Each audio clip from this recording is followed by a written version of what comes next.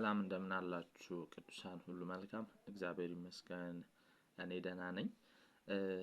ክርስቶስን ማዕከል ያደረገ አገልግሎት በሚል ሀሳብ ላይ ጥቂት ብንነጋገር ደስ ይለኛል። እንደምታውቁት ክርስቶስ ኢየሱስ የሁሉ ነገር ወካይ ነው አይደለ? የእግዚአብሔርም የኛም ወካይ ነው። ደግሞ በክርስቶስ የመስቀሉ ምስጢር ውስጥ የታረቀው ሰውም መላእክትም እግዚአብሔርም ፍጥረታትም ሁሉ ነው። መጽሐፍ ቅዱስ እንደሚመሰክረው በሰማይና በምድር ያለው ሁሉ ይላል እኮ ሰላም አደረገ ይላል። በመስቀሉ ደም ሰላም አደረገ ይላል። የታረቀው ሁሉም ነገር ነው። በአዳም አለመታዘዝ ምክንያት ሰው ብቻ ሳይሆን ሁሉ ነገር ነው የተበላሻሸው። ሰውና እግዚአብሔር ጠላት ሆነ። ፍጥረትና እግዚአብሔር ጠላት ሆነ። ሆኖም ግን ለእግዚአብሔር አይገዙም ማለት አይደለም። ኤቭሪቲንግ ለእግዚአብሔር ነገር ይገዛል። ግን ሙሉ ለሙሉ በክርስቶስ ኢየሱስ መስቀል ለእግዚአብሔር የማይገዛለት ነገር የለም። እግዚአብሔር ለክርስቶስ አስገዛለት፣ ለክርስቶስ ደግሞ ሁሉም ይገዛለታል። ለቤተክርስቲያን ደግሞ አሁን እየተገዛላት ይመጣል። ሙሉ ለሙሉ ደግሞ ክርስቶስ ኢየሱስ ሲመጣ ይገዛልና በምናገለግልበት ሰዓት ላይ የክርስቶስን ኢየሱስ መስቀል ማዕከል ባደረገ አገልግሎት የሚጀምረው ዝማሬ የሚጀምረው ሁሉም ነገር የሚጀምረው ከክርስቶስ እሱ ሁሉን ነገር ስለሚወክል ማለት ነው። መጽሐፍ ቅዱስ ማዕከል ያደረገ በተለይ ዝማሬዎች ላይ ጠላቴ ይበዛል፣ ስለዚህ ምድር ነገር ይበዛል፣ ስለ ነገ ተስፋ ይበዛል፣ ዲነኩ ጠላቴ ምናምን ማለት ምንድን ናቸው እነዚህ ነገሮች? መጽሐፍ ቅዱሳዊ አይደሉም ነው። አይ በብሉይ ኪዳን ውስጥ ጠላቴ የሚሉ ነገሮች ይበዛሉ። ጠላቴ እንደዚህ ነበረ፣ ጠላቴ እንደዚህ ሆነ፣ እግዚአብሔር ጠላታቸው እንደዚህ ያደረገ ምናምን የሚል ነገሮች አሉ። ብሉይ ኪዳን ሁል ጊዜ መረዳት ያለባችሁ ለሚመጣው ለአዲስ ኪዳኑ የህይወት ስርዓት ጥላ ነበር እንጂ አካል አልነበረም። በጥላ መልክ እያመለከተ ነበር፣ እያሳየ ነበር እንጂ ዋና ነገር አይደለም፣ ዋና መልእክት አይደለም። ጥላ ነው፣ አካል እንደሚመጣ የሚያሳይ ማለት ነው። ስለዚህ አካሉን መዘመር ነው እንጂ አካሉን ማገልገል ነው እንጂ ያለብን ጥላዎችን እየገለጥን መዘመር የለብንም።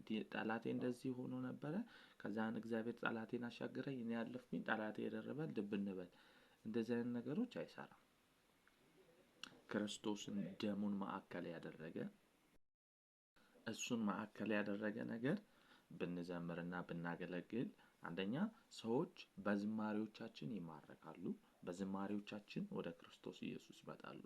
ኤቭሪቲንግ የክርስቶስ ምስክር ነን አይደል? እኛ የክርስቶስ አገልጋይ የተባልን የክርስቶስ ምስክር እስከሆንን ድረስ ምስክር ምንድነው የሚያደርገው? የምንመሰክርለትን አካል ለምንመሰክርለት አካል እናሳየዋለን። ከዛን ይሄ ሰውዬ ነው አንተን የሚያድን፣ ይሄ ሰውዬ ነው አንተን እንዲያደርግልህ፣ ስለዛ ሰውዬ ብቻ ፍቅርና ጽድቅ እውነተኝነት ነው የምንነግረው የምንዘምርለት። ከዛ ያ ሰውዬ እንዲማረክና ያ ሰውዬ ለማጥመድ ነው፣ አጥምደን ወደ መረባችን ውስጥ ወደ እግዚአብሔር ኪንግደም ውስጥ ለማስገባት ነው። አንዱ ይሄ ሲሆን፣ ሁለተኛው ደግሞ ስላሴን ማዕከል ያደረገ አብንም ወልድንም መንፈስ ቅዱስን የአብ ቦታ ወልድ መግባት የለበትም፣ የወልድ ቦታ አብ መግባት የለበትም፣ የአብ ቦታ መንፈስ ቅዱስ መግባት የለበትም፣ የመንፈስ ቅዱስ ቦታ አብ መግባት እንዲሁም ወልድ መግባት የለበትም፣ የመንፈስ ቅዱስ ቦታ አብ መግባት የለበትም፣ የወልድ ቦታ መንፈስ ቅዱስ መግባት የለበትም። እነዚህን ነገሮችን ለያይተን እየዘመርን በአካልነታቸው እና በስራቸው ለይተን እየዘመርን በአንድነታቸውና በአምላክነታቸው ደግሞ ልናወድሳቸውና ልናከብራቸው ለነሱ ክብር ልንሰጣቸው ይገባል ማለት ነው። ስላሴን ማዕከል ያደረገ ዝማሬዎች፣ ስብከቶች ሁሉንም ማዕከል ያደረገ እነዚህን ነገሮችን በጣም ጥርት ባለ በእውቀት በማስተዋልና በመረዳት እነዚህን ብንዘምር ጥሩ ነው። እግዚአብሔርም ደግሞ በእኛ ይደሰታል ማለት ነው። ያለዛ ዘፈን እየሆነ ይመጣል ማለት ነው። አንድን ሰው አንድን አካል ብቻ ማወደስ፣ አንድን ሀገር ብቻ ማወደስ፣ አንድን ነገር ብቻ ገብቷችኋል? ኢቭን አሁን እኔ በጣም ማዝነው ነገር ስለ ኢየሩሳሌም ምናምን እንትን እንላለን። ኖ እሱን ሳይሆን እኮ ኢየሩሳሌምን ሳይሆን መናፈቅ ያለብንና ከኢየሩሳሌም የሚመጣው ዋናው እያለ ማለት ዋናው አካሉ እያለ ለምን እንደሆነ አላውቅም። እኛ ቁስ የምንጠብቅ ቤት እንጠብቃለን ሰማይ ላይ ኖ አይደለም እኮ ዋና አካሉን መናፈቅ። የመጨረሻችን ልበላችሁና ጸልዬላችሁ ጨርሳለሁ። በምናገለግልበት ሰዓት ላይ እንግዲህ ዝማሬዎቻችንን ማስተካከል አገልግሎታችንን ማስተካከል አለብን በሚል ሐሳብ እያወራን ነው። መጨረሻው ደግሞ የክርስቶስን ኢየሱስን ትንሣኤና የሙታንን ትንሣኤ ማዕከል ባደረገ ብናገለግል ብንዘምር ጥሩ ነው። ሰዎችን ከሞቱ እንኳን ከሙታን እንደሚነሱ የትንሣኤ አካል እንዳላቸው በትንሣኤ አካል ተነስተው ከክርስቶስ ኢየሱስ ጋር እንደሚገዙ እና ከላይ የሚመጣ አምላክ መድኃኒት እና ጌታ የተባረከ ተስፋ እንዳለ እሱን በማመልከት ብንሰብክ ሰዎችን ሰማይ እንዲናፍቁ ማድረግ ክርስቶስን እንዲናፍቁ ማድረግ። ክርስቶስ ዛሬ ይመጣል። ዛሬ ከመጣ እኮ እንነጠቃለን። ያኔ እኮ ክርስቶስ ይወስደናል። እኛ በብርሃን ያለነው ይመጣልናል። በጨለማ ያሉት ይመጣባቸዋል። እነሱ እንዳይመጣባቸው በሚመጣባቸው ማህበረሰብ ውስጥ እንዲገቡ ለነሱ መመስከር እነሱን ማምጣት ሰውን በቃ ይሄ ስጋ እንዲያስጠላው ማድረግ ይሄ ቦዲ እንዲያስጠላው ማድረግ ይሄ አፈር የሚል ስብከት እንዲያስጠላው ማድረግ። ገብቷችኋል አይደለ? ሰውን ከኃጢአት ይልቅ የእግዚአብሔርን ጽድቅ መስበክ ከሞት ይልቅ የክርስቶስን ሕያውነት መስበክ። እነዚህን ነገሮች ማዕከል ባደረገ ሰው ክርስቶስን እንዲናፍቅ ክርስቶስን ተስፋ እንዲያደርግ እሱን ብንሰብክ። ጳውሎስ እኮ አሁን ክርስቶስ ቢመጣ የሞቱትን አንቀድማቸውም ነው፣ ግን በቅጽበት ኃይል እንለወጣለን፣ ክርስቶስን በአየር ላይ ለመቀበል እንነጠቃለን ይላል።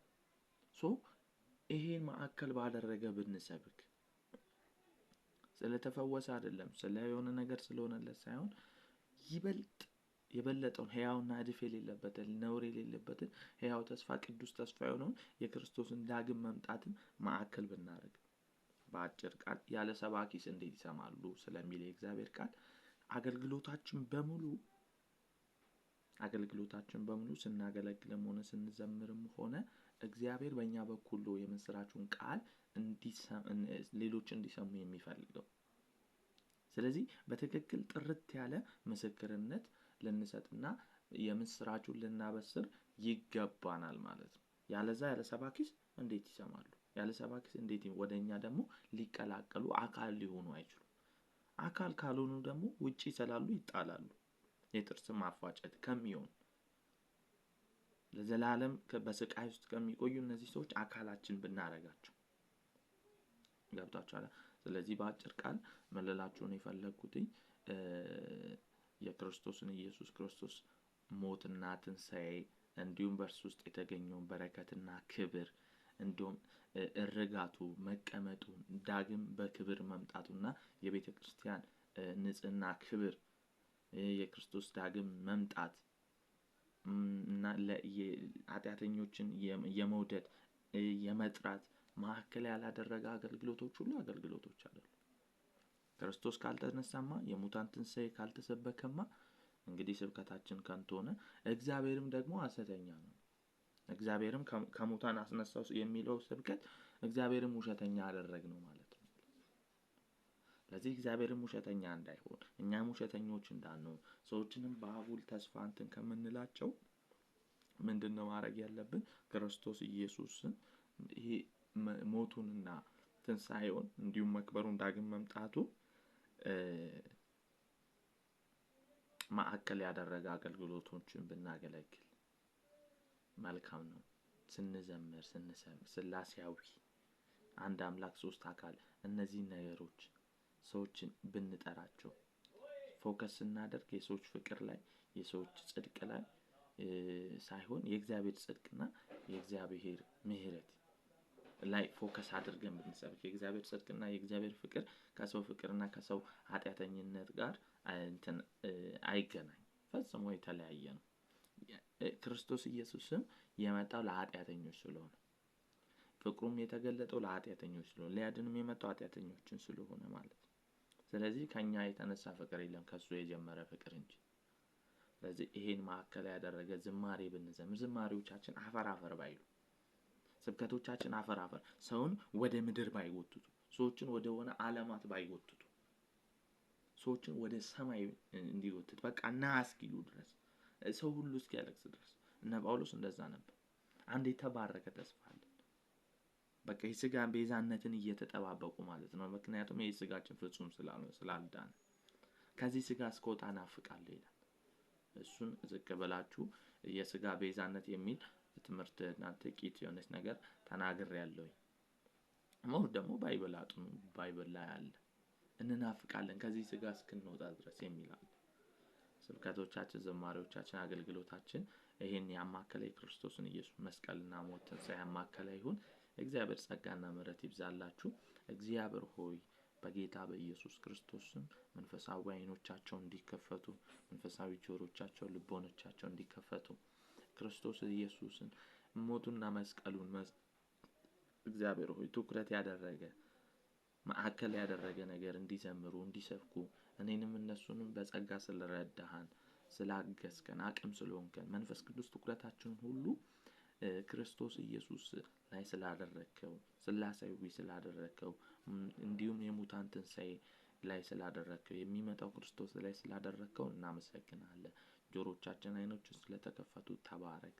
ከፍ በል በናዝሬቱ በጌታ በኢየሱስ ስም ጸለይን። አሜን። እግዚአብሔር ይባርካችሁ። ተባረኩ። ሐሳብ አስተያየት ካላችሁ ኮሜንት ላይ ስጡኝ። ሼር ኮፒ ሊንክ አድርጉ። ጸጋ ይብዛላችሁ።